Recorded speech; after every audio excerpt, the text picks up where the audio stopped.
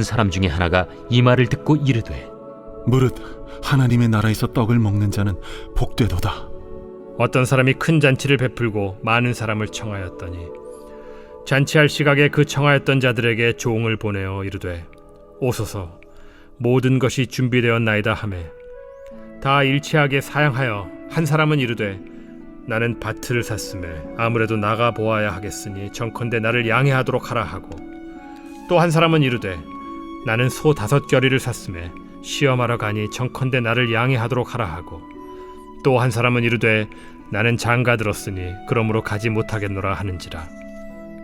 종이 돌아와 주인에게 그대로 고하니 이에 집주인이 노하여 그 종에게 이르되 빨리 시내의 거리와 골목으로 나가서 가난한 자들과 몸 불편한 자들과 맹인들과 저는 자들을 데려오라 하니라. 종이 이르되 주인이여 명하신 대로 하였으되 아직도 자리가 있나이다. 주인이 종에게 이르되 길과 산울타리가로 나가서 사람을 강권하여 데려다가 내 집을 채우라. 내가 너희에게 말하노니 전에 청하였던 그 사람들은 하나도 내 잔치를 맛보지 못하리라 하였다.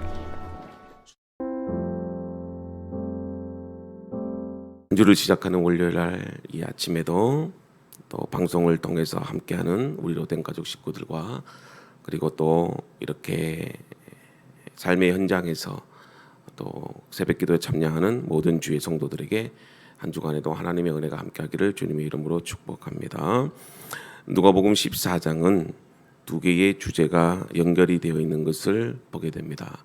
첫째는 이 바리새파 지도자들의 이중적이고 그 위선적인 율법 준수의 이 태도를 예수님이 드러내시는 것과, 두 번째는 이 주인이 초대한 자들을 윗자리에 골라 앉게 했는데 그 이유가 유명하고 똑똑한 자들을 초대함으로 자신을 드러내고 자신이 이렇게 힘 있는 사람이라는 것을 표현하고 싶었던 것 같아요.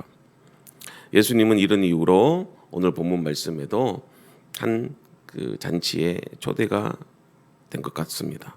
그런데 예수님은 유력한 사람이 아니라 약자와 고통 가운데 있는 그런 자들을 초청하라, 이렇게 권면하시는 것을 보게 됩니다.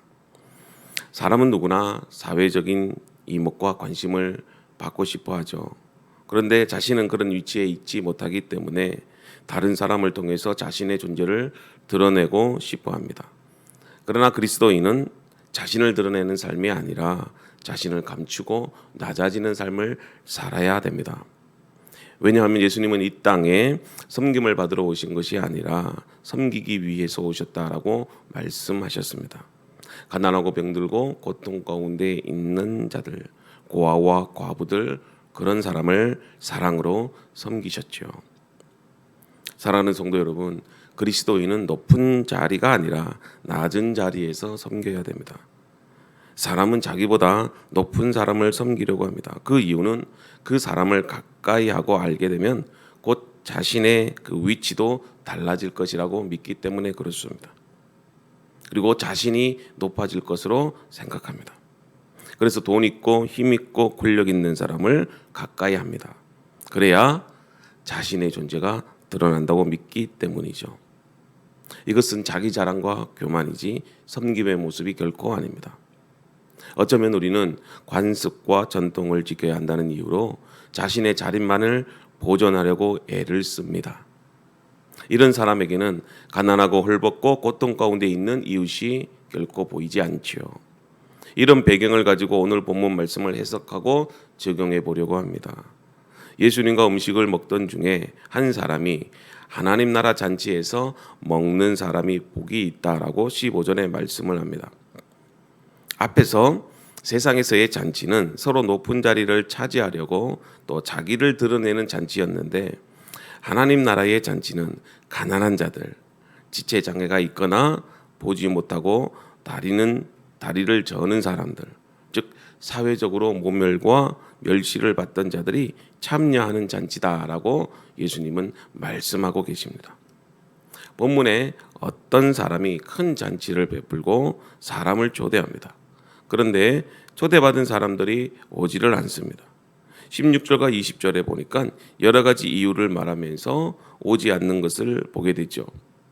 이미 초대받은 자들은 잔치에 오겠다고 약속한 사람들이었습니다. 여러분, 유대 사회에서는 초대된 사람이 잔치에 참여합니다.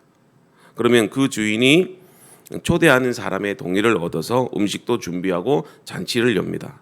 그런데 초대받은 사람이 이런저런 핑계를 대면서 오늘 말씀해 보니까 오지 않습니다. 이것은 주인의 배려를 무시한 행동입니다. 이러한 예수님의 비유를 우리는 많은 교훈을 얻게 되죠. 만약 우리가 사는 세상에서 대통령이나 유명한 경제인 또는 연예인이나 사회 지도층에 있는 사람들이 우리를 초대하면 우리는 너무나도 마음이 설레고 기뻐서 어떤 옷을 입을까? 헤어스타일은 어떻게 꾸밀까? 이참에 새 옷이나 하나 살까? 멋지게 꾸미고 꼭 그 잔치에 참석합니다. 왜요?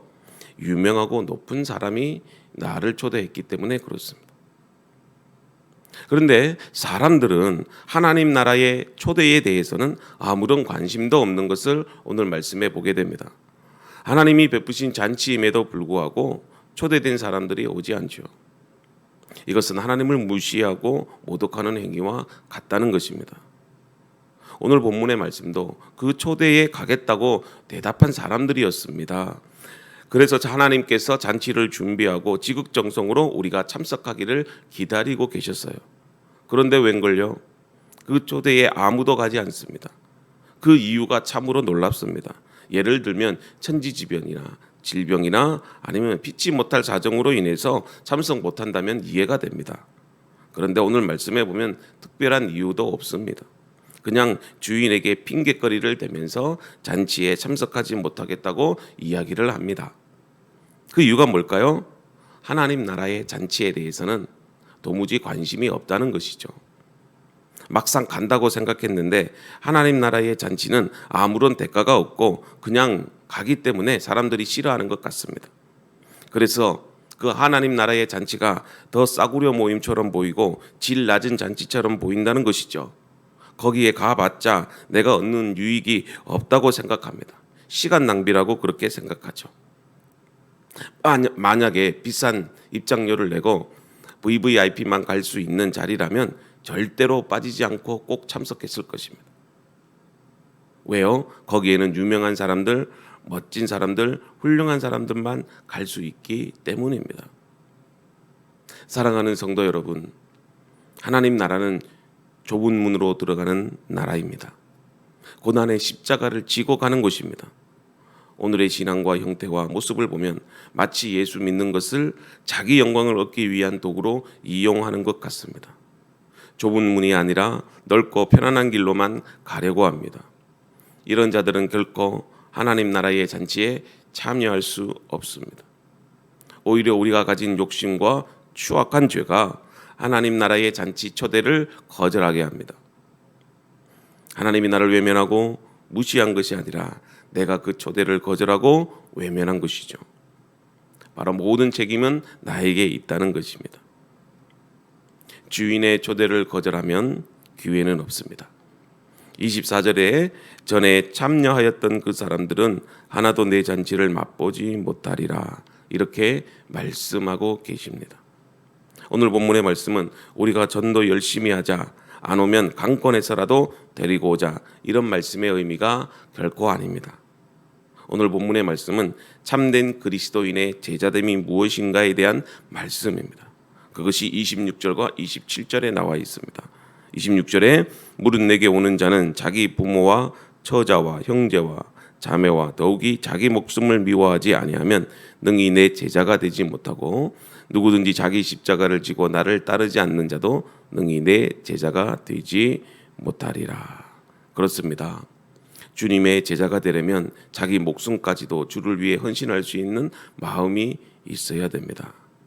주님의 제자는 기꺼이 자기 십자가를 지고 주님을 따라가는 자들입니다. 이런 자들에게 하나님 나라의 잔치가 허용되는 것입니다. 이 세상에 만족과 기쁨을 가지고 사는 자들은 결코 하나님 나라에 대한 소망을 가질 수 없습니다. 그러나 이 땅에서 소외되고 멸시와 조롱, 가난하고 병든 자들에게 있어서 하나님 나라의 복음은 이제 그 어느 누구라도 하나님 나라에 들어갈 수 있는 은혜가 주어졌다는 것입니다. 우리가 기뻐해야 할 것은 이 세상에서의 만족과 출세, 부와 권력 이런 세속적인 것이 아니라 하나님 나라와 그의 의를 구하는 것입니다. 그것에 만족하고 기뻐하는 것이죠. 진심으로 내가 하나님의 자녀가 되어서 하나님의 잔치에 초대된 것에 대해서 기뻐하고 살 수 있는 믿음을 가질 수 있도록 이 새벽에 기도하실 수 있기를 바랍니다. 우리의 유일한 소망은 오직 하나님 나라입니다. 비록 고통과 슬픔이 있다고 해도 우리는 믿음으로 그 길을 가는 저와 여러분들이 되기를 주님의 이름으로 축복합니다.